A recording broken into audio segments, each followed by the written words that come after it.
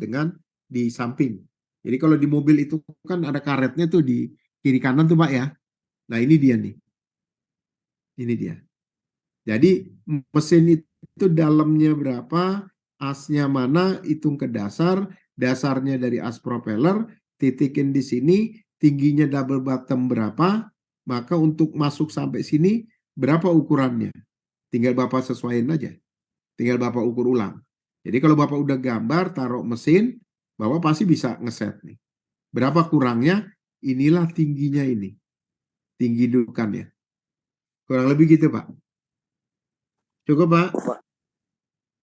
Cukup. Oke. Alhamdulillah. Saya lanjut.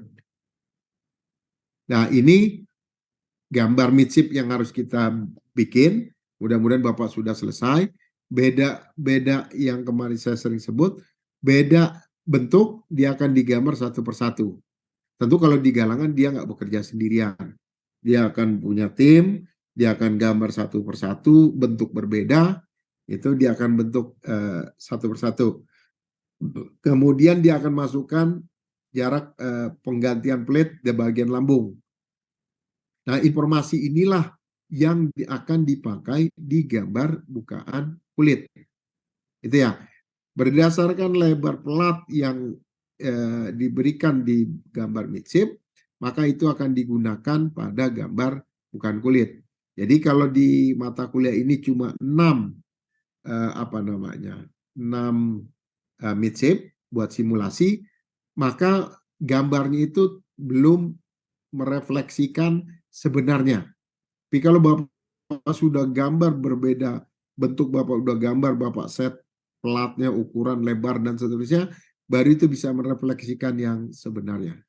Oke, cuma nanti kalau sudah 6, harusnya Bapak bisa expand sendiri di tempat pekerjaan dan seterusnya. Oke, ini tipikal kalau ini watertight nih. Jadi kalau watertight, dia akan sampai bottom. Tidak ada lubang sama sekali. Oke, kalau dia open, gini, misalnya begini, ini open. Kalau dia solid, berarti di sini ada manhole.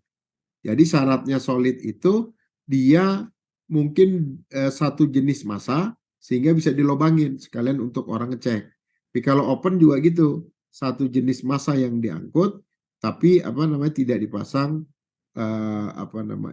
manhole. Kalau watertight sama sekali tidak boleh dilobangin dan seterusnya. Oke, ada pertanyaan? Cukup? Cukup ya? Oke, ini udah. Nah ini juga nih, ini sama nih. Ini tipikalnya ini beda-beda nih. Jadi kalau lihat di galangan ini digambar satu-satu nih. Kecuali bentuknya sama, dia akan gambar satu untuk dua itu. Oke, ini yang harus kita gambar nanti sebanyak ini. Saya lanjut. Nah ini dudukan mesin yang tadi. Kalau ini dari atas, ini dari samping dudukan mesin. Nih, ini harus ada as nih. Ini as gearbox, ini mesin utama. Oke, jadi tingginya dari double bottom ke tinggi mesin itulah dibikin dudukan. Misalnya kurangin 450 mili, tinggal bikin 450. Nah, jadi kayak gini nih. Ini kan ada tingginya dudukan mesin nih. Di sini bakal dipasang ini. Oke. Nah, kalau dia jaraknya jauh, maka tadi ada penopang, ada pilar. Syaratnya pilar itu, ini kalau di ruang mesin biasanya dibentuknya bulat. Ya, supaya nanti kerjanya enak. Kalau yang kotak agak sulit. Oke. Nah, ini yang dari tampak samping, ini tampak atas, ini tampak tengah. Oke. Cukup? Ini punya sabuk Nusantara 67. Ini juga sama nih. Persis sama. Ini sama. Oke, saya pikir cukup. Ada pertanyaan sampai sini? Cukup semua? Betul Pak. Ya. Cukup? Bentar Pak, ada yang saya tanya Pak. Boleh, silakan Pak. Itu Pak, pertanyaan pertama itu kan ini Pak ya, kalau dilihat dari strukturnya itu kayaknya bagus lengkap gitu Pak ya. Ya. Bottom kapal bottomnya itu atau semuanya itu kapal. Tapi kok di realitanya sering kalau kapal kecelakaan itu yang terbelah bagian tengah kapal, Pak. Itu kenapa itu Pak ya? Itu satu itu. Yang kedua, kalau mesinnya satu, propeller dua, itu berarti dia bercabangnya di gearbox Pak ya. Oke, terus? Itu, Pak. Oke. Jadi kalau misalnya kapal kecelakaan, selain tubrukan gitu Pak ya, mesinnya misalnya patah di tengah gitu Pak. Oke, intinya adalah kita merancang struktur kapal, konstruksi, itu berdasarkan beban. Gitu ya Pak, yang pertama itu ya Pak. Oke, jadi kalau bebannya melebihi dari standar yang kita kerjakan, kemungkinan dia akan patah. Jadi patahnya itu di tengah kapal, kemungkinan misalnya gini, kalau Bapak nanti belajar kekuatan kapal, Bapak akan menemukan dia ada sagging dan hogging, Pak, jenis gelombang. Nah, kalau misalnya gelombang itu ada yang sagging misalnya dia 2 puncak, gitu ya, hogging 1 puncak misalnya. Nah, kalau kapal berat di depan dan di belakang, kalau gelombangnya 1 puncak di tengah, kapal itu bisa crack. Atau kalau mesinnya di tengah, ketemu 2 gelombang puncak, maka dia akan titik beratnya akan menekan ke bawah sehingga akan pecah. Nah, yang lain biasanya gini, kapal itu fatigue, Pak. Jadi umur apa namanya umur kapal sudah bukan umur kapal sih, materialnya fatigue, lelah, itu ketika terjadi pembebanan dia patah. Nah, jadi beban itu sebenarnya ada 2 model. Ada beban internal dan ada beban eksternal. Jadi kalau internal sendiri itu berat kapalnya sendiri plus berat muatan. Nah, berat yang lain adalah beban eksternal itu dari laut. Nah, kalau seandainya beban yang kita hitung pada kondisi itu pada saat kejadian melebihi dari standar yang kita punya, kemungkinan patah. Yang kedua, kalau terjadi fatigue di material. Nah, itu yang jadi itu. Makanya dia ada proses review, survei dari waktu ke waktu periodik per tahun gitu untuk melihat korosi dan seterusnya. Jadi kalau menurut aturan korosi itu maksimal 10%. Lebih dari itu ganti. Itu Pak. Nah, yang lain tadi yang kedua apa Pak? Mesin ya? Iya Pak, mesin yang 2 propeller Pak. Oke. Nah, mesin 2 propeller, mesinnya 1 cukup bisa, Pak. Atau kalau dia propeller 2 propeller, mesinnya 4 juga bisa, Pak. Jadi Bapak tinggal join aja asnya. Nanti Bapak gabung. Berarti bercabangnya di gearbox itu Pak. Di gearbox sudah tinggal keluar, Pak. Nanti di depan.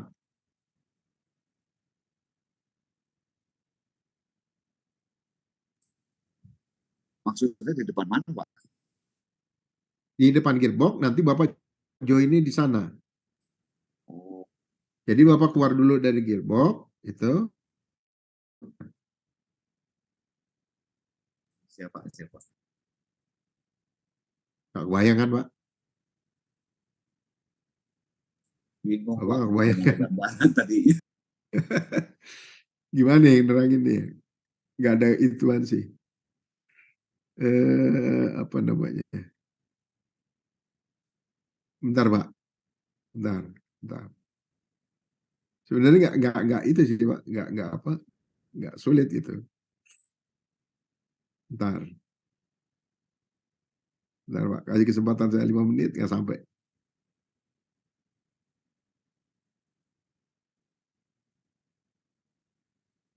Biar saya buka gambar dulu. Saya cari gambar dulu.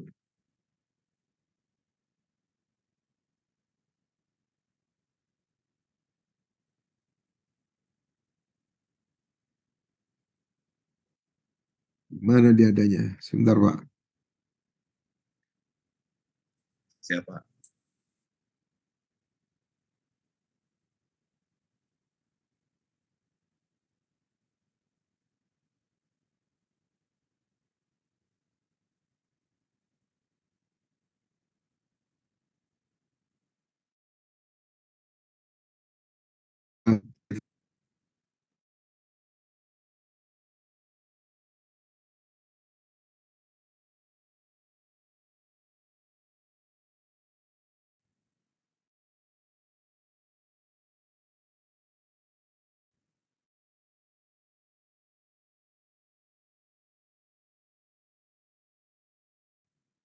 Ini mesin utama.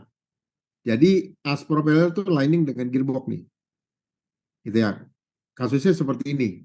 Tinggal bawa pasang seperti ini. Kelihatan toh? Ya Pak ya? Iya Pak.